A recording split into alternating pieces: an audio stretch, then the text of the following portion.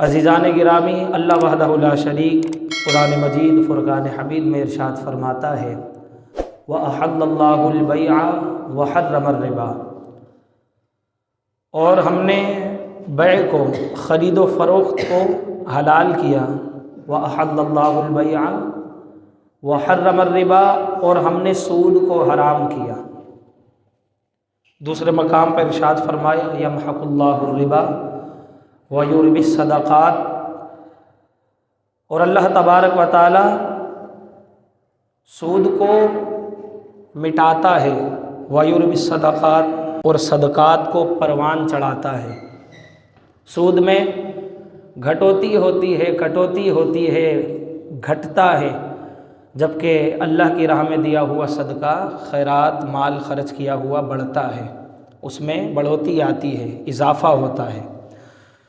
معزز سامعین کرام، سود ایک ایسی نحوست اور مہلک شے ہے کہ رب نے ہر امت میں اس کی حرمت کو رکھا ہے، ہر دور میں ہر امت میں اس کی حرمت کو رکھا ہے، اور یہاں تک کہ جو قومیں ہلاک ہوئیں، کئی اسباب تھے ان کی ہلاکت کے، ان میں سے ایک سبب یہ سود خوری بھی رہی ہے۔ اللہ وحدہ لا شریک نے ہر امت میں سود خوری کو حرام رکھا ہے، منع فرمایا ہے، روکا ہے، اور جو قوم اس سے باز نہ آئیں، اللہ وحدہ لا شریک نے اس قوم کو ہلاک کر کر رکھ دیا، اپنے عذاب کو نازل فرمایا کہ سود سے نہ بچنے کا سبب اور انجام۔ اس امت پر بھی وحدہ لا شریک نے کرم فرمایا اور اس نقصان سے آگاہ بھی فرمایا، اور اس کی بہترین نعم البدل بھی عطا فرمایا۔ وَأَحَلَّ اللَّهُ الْبَيْعَ وَحَرَّمَ الرِّبَا، ہم نے بیع کو، خرید و فروخت کو حلال کیا ہے، تم خرید و فروخت کرو، کاروبار کرو، تجارت کرو، یہ حلال ہے۔ وَحَرَّمَ الرِّبَا، فرمایا مگر جو حرام ہے، سود اس میں حرام ہے۔ تو فقط کاروبار میں ہی نہیں، لین دین میں بھی سود کی مثال پیدا ہو جاتی ہے، ایک شک اس میں بھی پیدا ہو جاتی ہے۔ تو ہمیں تمام ان امور سے، معاملات سے، لین دین سے، خرید و فروخت سے، بیوع سے ہمیں اجتناب کرنا ہے جس میں سود کا بھی شائبہ ہو۔ عزیزان گرامی، حضور علیہ الصلاۃ والسلام کا فرمان جس کا مفہوم ہے کہ آخر ایک زمانہ ایسا آئے گا کہ لوگ مال کے حصول میں یہ نہیں دیکھیں گے کہ یہ آ کہاں سے رہا ہے، کس ذریعے سے آ رہا ہے، کس راستے سے ہوتا ہوا آ رہا ہے، کن ہاتھوں سے آ رہا ہے، اور کس طریقے پر حاصل کیا جا رہا ہے، یہ جائز ہے یا ناجائز ہے، یہ حلال ہے یا حرام ہے، یہ فائدہ مند ہے یا نقصان دہ ہے۔ فرمایا اس طرف نظر نہ ہوگی، بلکہ فقط اس پر نظر ہوگی کہ مال آ رہا ہے یا نہیں، بس مال آنا چاہیے، اس کا ذریعہ کیا ہے، اس کا راستہ کیا ہے، اس کا طریقہ کیا ہے، اس کے حصول کا انداز کیا ہے۔ فرمایا اس سے کوئی سروکار نہ ہوگا، فقط مال آنا چاہیے، مال آ رہا ہے۔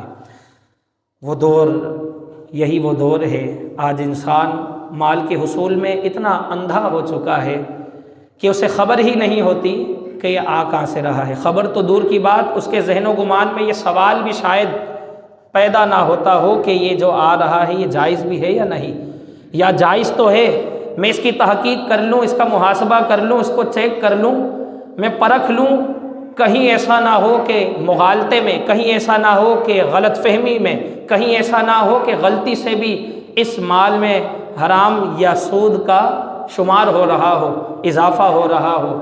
فرمایا کہ یہ گمان تو بہت دور کی بات ہے۔ وحدہ لا شریک ہم سب کو اس کی نحوست سے محفوظ فرمائے۔ عزیزان گرامی، ایمان بہت بڑی دولت ہے، ایمان ہے تو نیکیوں پر اجر ہے، وگرنہ ایمان نہیں تو لاکھ ہم نیکیاں کرتے رہیں ہباء منصورا۔ دھوپ پڑتے وقت کمرے میں جس سوراخ سے دھوپ داخل ہوتی ہے اور اس کمرے میں اندھیرا ہو، پھر اس دھوپ کی روشنی جہاں تک ہوتی ہے اس میں کچھ گرد و غبار اڑتے ہوئے نظر آتے ہیں، نہ ان کو پکڑا جا سکتا ہے، نہ لیا جا سکتا ہے۔ فرمایا اللہ کے دربار میں وہ اعمال جو بغیر ایمان کے کیے جائیں، فرمایا ان اعمال کی حیثیت اس ہباء منصورہ اس گرد و غبار اڑنے والی جو دھوپ میں فقط نظر آتی ہے اس کے برابر بھی حیثیت کوئی نہیں۔ عزیزان گرامی، اللہ وحدہ لا شریک ارشاد فرماتا ہے کہ اگر ایمان کی بقا چاہتے ہو تو یا ایھا الذین آمنوا اتقوا اللہ وذروا ما بقی من الربا ان کنتم مؤمنین۔ اللہ وحدہ لا شریک ارشاد فرماتا ہے کہ ایمان والو اللہ سے ڈرو، وذروا ما بقی من الربا، اور جو کچھ سود میں سے باقی رہ گیا ہے اس سے توبہ کرو، اس کو واپس کرو، اس سے چھٹکارا حاصل کرو۔ ان کنتم مؤمنین، فرمایا اگر تم مومن ہو۔ تو مومن کی شان یہ ہے، ایمان سب سے پہلے خطاب اللہ تبارک و تعالی نے جب انسانوں کو فرمایا تو انہیں ایمان کی دعوت دی کہ ایمان لاؤ۔ ان کا سب سے پہلا عمل یہی ہے کہ وہ ایمان لائیں، اور جو ایماندار ہیں، ایمان والے ہیں، ان سے رب نے فرمایا کہ اے ایمان والو اللہ سے ڈرو۔ اب ایمان لانے کے بعد اللہ سے ڈرو، یعنی اللہ سے ڈرتے ہوئے نیکیاں کرو، اللہ سے ڈرتے ہوئے گناہوں سے بچو۔ فرمایا وَذَرُوا مَا بَقِيَ مِنَ الرِّبَا، سود میں سے جو کچھ بھی باقی رہ گیا اس سے توبہ کرو، اس کو واپس کرو، اس کو چھٹکارا حاصل کرو، اس کا حل نکالو، پیچھے ہٹ جاؤ، ہاتھ پیچھے کر لو۔ ان کنتم مؤمنین، اگر تم مومن ہو۔ مفسرین نے یہاں پر اس کی وضاحت دیتے ہوئے ارشاد فرمایا، تفسیر لکھتے ہوئے فرماتے ہیں کہ اللہ تبارک و تعالیٰ نے اس طرف اپنے بندوں کو جو اس پر ایمان رکھتے ہیں کہ ایمان لے آئے، یہ بہت بڑی نعمت، یہ بہت بڑی دولت ان کے ہاتھ آ گئی، اب اس ایمان کو برقرار رکھنا چاہتے ہو، اس دولت کو محفوظ رکھنا چاہتے ہو، اس نعمت کو اگر زائل ہونے سے بچانا چاہتے ہو تو اپنے آپ کو سود سے بچا لو۔ ان کنتم مؤمنین، اگر تم مومن ہو۔ فرمایا مومن کی شان یہ ہے کہ وہ سود سے بچتا ہے، تو فرمایا جو سود سے بچا اس نے اپنا ایمان بچایا۔ عزیزان گرامی، اللہ تبارک و تعالیٰ کے احکامات سود کے حوالے سے قرآن پاک کے مختلف مقامات پر مختلف طریقوں سے بیان کیے گئے۔ وحدہ لا شریک نے سود کے نقصان کو بتا دیا، کیونکہ انسان عمومی یہ سمجھتا ہے جب سود کی نحوست میں پڑتا ہے تو وہ یہ سمجھتا ہے، اس کے ذہن میں یہ خاکہ ہوتا ہے کہ یار 10 دے رہا ہوں، وصولوں گا 15، 5% مجھے اضافہ مل رہا ہے، یہ اضافہ ہے، یہ انٹرسٹ ہے، یہ بینیفٹ ہے، یہ فائدہ ہے میرا۔ لعنت ہے ایسے فائدے پر۔ رب فرما رہا ہے یمحق اللہ الربا، اللہ فرما رہا ہے میں اس کو گھٹاتا ہوں، سود گھٹا دیا جاتا ہے، مٹا دیا جاتا ہے، غائب کر دیا جاتا ہے۔ وَيُرْبِي الصَّدَقَاتِ، ہاں پروان اللہ تبارک و تعالیٰ صدقات کو چڑھاتا ہے، صدقہ بڑھتا رہتا ہے۔ اللہ کی راہ میں ایک دیا تھا، بروز محشر تو وہ درجنوں کے حساب سے شمار ہوں گے۔ اللہ کی راہ میں ایک سکہ دیا تھا، بروز محشر جب اس کو اس کی جزا مل رہی ہے تو وہ کروڑوں سکے دے چکا ہے، حالانکہ اس نے تو ایک دیا تھا۔ کیوں؟ وہ پروان چڑھتا گیا، چڑھتا گیا، چڑھتا گیا۔ ابن حجر اسقلانی رحمۃ اللہ تعالیٰ نے آپ اس حوالے سے لکھتے ہیں کہ سود کی نحوست میں جو پڑتا ہے اس کا نقصان کیا ہے؟ دنیا میں بھی نقصان اٹھاتا ہے، آخرت میں تو نقصان ہے۔ فرمایا دنیا میں بھی نقصان، خسارے میں، آخرت میں بھی نقصان اور خسارے میں ہے۔ وہ کیسے؟ اللہ نے فرمایا یمحق اللہ الربا، ہم سود کو گھٹاتے ہیں، وَيُرْبِي الصَّدَقَاتِ، صدقات کو پروان چڑھاتے ہیں، وہ بڑھتا رہتا ہے، اس میں بڑھوتی ہوتی ہے، اضافہ ہوتا ہے۔ انسان اپنی کم عقلی میں یہ سوچ کر بیٹھا ہوا ہے کہ سود میں تو اضافہ ہے، اگر میں نے 10 دیا ہے تو 5% مجھے اضافہ پہ مل رہا ہے جب وہ لوٹا رہا ہے، اور پھر وہ لوٹاتا جائے گا، جب تک وہ اس کی قیمت ادا نہیں کرتا وہ بڑھتے جائیں گے، بڑھتا جائے گا، بڑھتا جائے گا، اس کی وہ رقم وہیں کی وہیں کھڑی ہے، وہ سال ہو گئے، اس نے 5% سے 50% جمع کر لیا، یہ تو اضافہ ہے، بظاہر اضافہ نظر آ رہا ہے۔ ابن حجر اسقلانی رحمۃ اللہ تعالی علیہ فرماتے ہیں کہ دنیا بھی خراب، عقبہ بھی خراب۔ فرمایا کہ ایسا پیسہ اللہ تبارک و تعالی کی ناراضگی سے جو حاصل کیا جاتا ہے، یعنی سود کا پیسہ جس کو انسان اضافہ سمجھ رہا ہے، فائدہ سمجھ رہا ہے، فرمایا اس کا پیسہ کس طریقے سے گھٹتا ہے، کبھی ہسپتالوں کے چکر لگا کر، کبھی بیجا مقدمات میں پیسے خرچ کر کر، کبھی کس حادثے کا شکار ہونے کے باعث اس کا پیسہ یوں گھٹتا چلا جاتا ہے، وہ اس سے فائدہ حاصل کر ہی نہیں پاتا۔ اور پھر بروز محشر میں کیا نقصان ہے؟ فرمایا کہ جب نامہ اعمال اس کے ہاتھ میں دیا جائے گا یا اس کو اپنے اعمال کی خبر ہوگی وہ یاد کرے گا دنیا میں نے حج بھی کیے تھے لیکن نامہ اعمال میں حج بھی نہیں، نمازیں بھی نہیں، روزے بھی نہیں، اللہ کی راہ میں دیا ہوا مال بھی نہیں، کیونکہ مال ہی وہ ناپاک تھا جو اللہ کی راہ میں سمجھ کر صدقہ و خیرات کے نام سے دے رہا تھا۔ فرمایا کہ جب بروز محشر ہوگا وہ اپنے نامہ اعمال میں بڑی حسرت بھری نگاہوں سے اپنے اعمال پر جب نظر دوڑائے گا، نہ تو اس میں حج ہوگا، نہ عمرے ہوں گے، نہ نمازیں ہوں گی، نہ زکوٰۃ ہوں گی، نہ عبادات ہوں گی، نہ نیک اعمال ہوں گی، نہ ایک چھوٹی چھوٹی نیکیاں بھی موجود نہ ہوں گی۔ عزیزان گرامی، پھر اسے اللہ کا فرمان یاد آئے گا، یمحق اللہ الربا ویربی الصدقات، جو میں نے سود کے پیسوں سے جتنی بھی عبادتیں کی، حج کیے، عمرے کیے، نمازیں پڑھی، نمازوں میں معاون ثابت ہوئی وہ رقم، وہ پیسہ، وہ مال، فرمایا یمحق اللہ الربا کے تحت رب نے تو دنیا میں ہی ارشاد فرما دیا تھا کہ ہم سود کو گھٹاتے ہیں، آج گھٹتے گھٹتے یہاں مقام آ چکا ہے کہ ایک بھی نیکیاں میرے اعمال میں موجود نہیں ہیں۔ ویربی الصدقات، ہاں صدقات جو اللہ کی راہ میں پاک مال سے، حلال طیب و طاہر رزق سے دیتا ہے تو اللہ تبارک و تعالیٰ اس کے مال میں اضافہ فرماتا ہے۔ رب کا وعدہ ہے، رب کا فرمان ہے، ویربی الصدقات، صدقات کو رب پروان چڑھاتا ہے۔ تو عزیزان گرامی، یہ بہت بڑی لعنت ہے، بہت بڑی نحوست ہے، اور بلکہ سود سے تعلق رکھنے والا انسان جو اس میں گواہ بنا، بینک سے لوگ لون لیتے ہیں، بیچارے کچھ لوگ اتنے بھولے ہوتے ہیں، انہیں علم نہیں ہوتا، لیکن یہ علم حاصل کرنا چاہیے۔ جیسے ایک گھڑا بھی خریدتا ہے نا ٹھوک بجا کر کہ کہیں سے درار تو نہیں آئی ہوئی، آواز اس کی بتا دیتی ہے، چیک کرتا ہے ہاں بالکل بہترین ہے۔ تو کوئی بھی معاملہ کرے ٹھوک بجا کر کرے، پہلے دیکھ لے یہ معاملہ بہتر ہے یا نہیں، حلال ہے یا نہیں، جائز ہے یا نہیں۔ عزیزان گرامی، فرمایا کہ لون بینک سے دیا جاتا ہے، لیا بھی جاتا ہے، ایسا ہی نہیں مل جاتا۔ کوئی شخص جائے مجھے بینک سے قرضہ چاہیے، وہ اس کو کتنا چاہیے اتنا لکھ کر دے دیا، پیسے تھما دیے، نہیں، گواہ، مکاتب، وصول کرنے والا، اس کا معاون، اس کو راستہ دکھانے والا، وہاں سے قرضہ لے لو۔ عزیزان گرامی، رسول اللہ صلی اللہ علیہ وسلم کا فرمان ہے ان سب پر لعنت ہے، ان سب پر لعنت ہے، اور جس پر رسول اللہ کی لعنت پڑ جائے اس کا تو پھر آپ سمجھ سکتے ہیں۔ فرمایا کہ اس پر گواہ بننے والا، جو NIC دیتے ہیں یہ گواہ بنایا جاتا ہے، ضمانت، گواہی دینے والا، ضمانت NIC جمع کراتے ہیں 1-2، پھر جا کر اسے ایک رقم بینک سے دی جاتی ہے، ملتی ہے، حاصل ہوتی ہے، اس پر گواہ بھی ہوتا ہے، پھر اس پر جو مکاتب ہے لکھ رہا ہے اس کا حساب کتاب، اس کو قسطیں بنا کر دے رہا ہے، اس پر بھی لعنت۔